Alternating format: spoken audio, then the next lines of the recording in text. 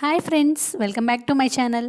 నేను ఈరోజు మీ అందరికీ కరివేపాకుని ఎన్ని రోజులైనా ఫ్రెష్గా ఉండేలాగా ఎలా స్టోర్ చేసుకోవాలనేది చూపించబోతున్నాను. మనం ఆకుకూరలు తెచ్చుకుంటూ ఉంటాం కానీ అవి త్వరగా పాడైపోతూ ఉంటాయి కదా, మనకి కావాల్సినప్పుడు అందుబాటులో ఉండవు. కరివేపాకు అయితే మనకి అన్ని కూరల్లో మస్ట్ అండ్ షుడ్గా వేసుకుంటాము. అయితే దీన్ని ఎలా స్టోర్ చేసుకోవాలో ఇప్పుడు చూసేయండి. ఇలాంటిది ప్లాస్టిక్ కంటైనర్ ఏదైనా తీసుకోండి, మీ దగ్గర స్టీల్ది ఉన్నా పర్వాలేదు. వెడల్పుగా ఉండే బాక్స్ అయినా పర్లేదు, ఇలా నిలువుగా ఉండే బాక్స్ అయినా పర్వాలేదు. ఇలాంటి డబ్బా ఒకటి తీసుకొని న్యూస్ పేపర్ కానీ లేదంటే టిష్యూ పేపర్ కానీ ఇలా గ్యాప్ లేకుండా దీనిలోకి పెట్టుకోవాలి. చూడండి, నేను వీడియోలో చూపిస్తున్నట్టుగా చేసుకోవాలి.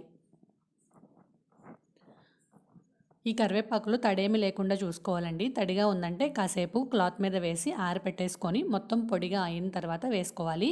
తడాకులు వేసామంటే మిగతా వాటన్నిటిని కూడా పాడు చేసేస్తుంది లోపల పెట్టిన తర్వాత. అందుకని పొడిగా ఉన్నవే వేసుకోవాలి. చూడండి, ఇలా మొత్తం ఈ కరివేపాకుని ఈ డబ్బాలోకి వేసేసుకోవాలి.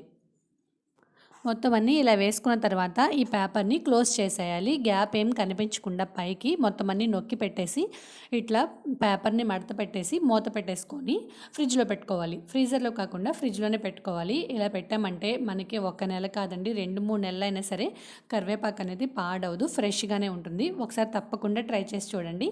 అలాగే ఈ టిప్ మీకు నచ్చితే లైక్ చేసి సబ్స్క్రైబ్ చేయండి.